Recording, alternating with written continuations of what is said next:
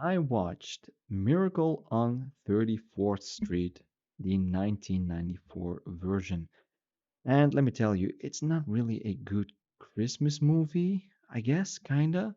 It's okay-ish, but for me, it's way too dark, it's way too heavy, and actually, I feel a little bit miserable when watching this movie. It lacks warmth, it lacks coziness. It's absolutely missing that Christmas miracle sparkle. And I would rate this movie a 5 out of 10, maybe a 5.5. It's an okay movie to watch, but it's definitely nothing great. And it is a remake from, I think it's the 1947 or 37 movie. And that also is something that I often have a problem with. I don't understand why they keep remaking movies, especially if the original one is already good or good enough. Makes no sense to me. And I was hoping for a movie that would be better than the original one, but it absolutely isn't. Now, what do we have in this movie? Well, we have a story, a Christmas story, about a man claiming to be the real Santa Claus. We have a skeptical world, and we have a little girl who desperately wants to believe in, let's say Santa Claus and in the spirit of Christmas. So we follow Susan, played by Mara Wilson, a smart little girl raised to be practical, logical, and she's absolutely not a believer in fairy tales. And then we have her mother, um, named Dory, played by Elizabeth Perkins, and she runs major holiday events for a department store. And when their annual parade Santa gets drunk, they hire Kris Kringle, Richard Attenborough, who just happens to insist, well, I am the real Santa Claus. And then, of course, the story continues from there. Kris Kringle becomes a sensation.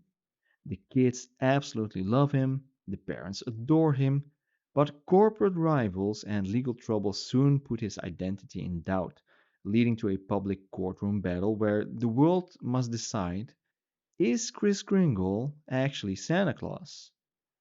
And that is an awesome premise, dripping with possibilities and nostalgia and emotion.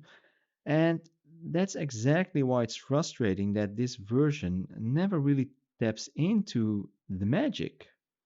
Now, this movie isn't all bad. There's actually a few things that work, and let's talk about those first.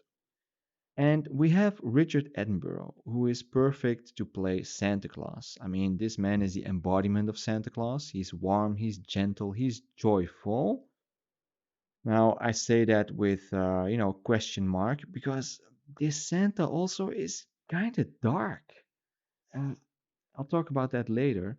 So, the sparkle in his eye is enough to carry the entire scene that the script just feels to lift. His performance is easily the best part of the movie, and it's probably the reason why many people remember this movie fondly. And then we have Elizabeth Perkins.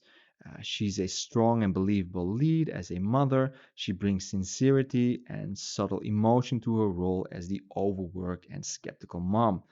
And of course, she's very easy on the eyes, gorgeous woman. And she feels like a real parent, something that this movie actually gets right. Then we have Mara Wilson. She adds charm to the movie. She is definitely sweet and expressive, and she delivers emotional moments better than I think some adults in the film. Her innocence is the heart of the movie. So we definitely have three pretty good actors who do their job well: Richard Attenborough, Elizabeth Perkins, and Mara Wilson. Visually, the film gets Christmas right to a degree. We have snowy streets, we have glowing storefronts, we have cozy interiors, and this movie definitely looks like Christmas. However, it's not as warm and inviting and aesthetically pleasant to look at because it feels also a little bit dark and miserable. I can't really explain it, can't really put my finger on it, but it definitely has that 90s, 80s look. I kind of like it, but yeah, for some reason it also feels a little bit miserable. And as a family-friendly movie, I think it's pretty easy going to watch. It's harmless, it's simple, it is digestible, And for children, it's a perfect safe movie to watch for Christmas. I mean, if you're decorating the tree or wrapping presents or just half watching while baking cookies, then this movie works. If you really have to put your full attention to it, I think you'll be better off watching something else because this movie has more things that it's doing wrong than that it's doing right. And where does it fall short? Well, the script, it's painfully bland. The dialogue feels flat, the pacing is incredibly slow, and scenes that should feel magical, they just happen, I guess. The emotional beats, they never hit or never hit hard enough, and the courtroom drama feels rushed and shallow. Also, it's way too much courtroom drama. I want to see a Christmas movie. I don't want to watch like a legal drama series. Then I would watch something different. I would watch Suits. But it does way too much with the courtroom and the drama, and it feels miserable and dark, and it really brings your spirit down instead of lifting it up. And I really have a problem with that. The humor, there is no humor. It's non-existent. I mean, it's nothing terrible, but it's not doing enough. The romance in the movie, it's a subplot that feels really awkward and forced. We have a relationship between Dory and Brian.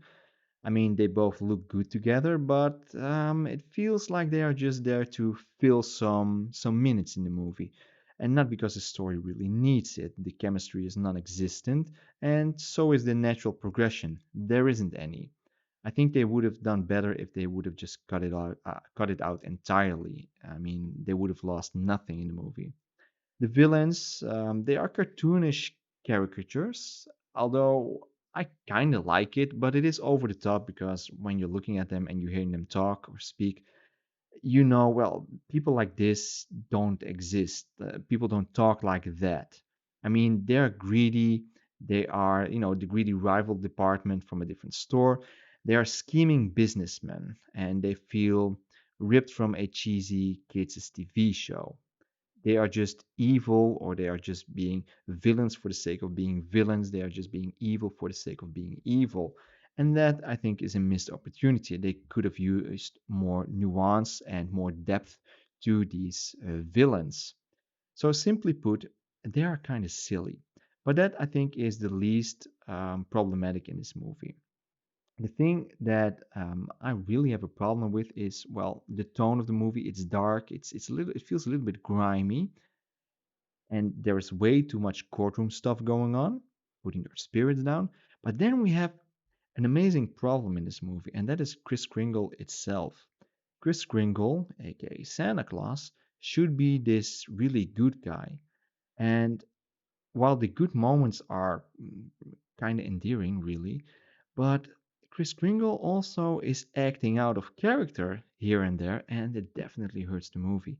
I mean, in one scene, Kris Kringle snaps and hits a guy out of irritation, and that instantly breaks the illusion. It instantly breaks character. That's not something that Santa Claus should do. Santa Claus shouldn't be violent. He shouldn't be frustrated. He shouldn't be reactive. It damages the integrity of the character, and that is a serious problem in the movie. And just for that, I can just scrap like 4 or 5 points out of 10. It's something that Santa Claus should not be doing unless you're making a movie about an irritated, violent Santa, like Bad Santa. I mean, in the original, Kris Kringle was wise and patient and gentle. Here he feels really defensive, even insecure, and I think that hurts the movie really, really, really bad. It's a huge mistake. And then the courtroom climax, it's nothing compared to the original. In the 1947 version, we get one of the most clever and brilliant movie moments in Christmas history. We get something really interesting.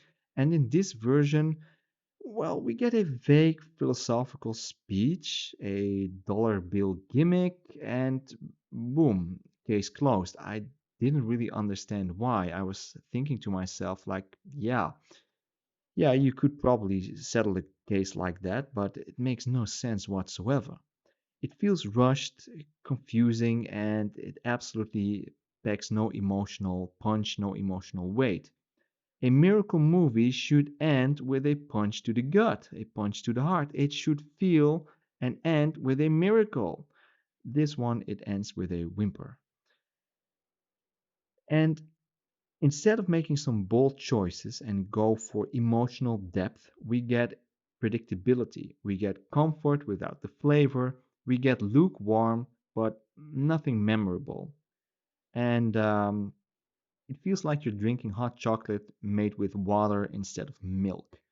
It's nice enough, I guess, but it's missing all the richness. So the final verdict for me, this movie, a 5 out of 10. The remake looks like Christmas and it somewhat sounds like Christmas, but it never feels quite like it.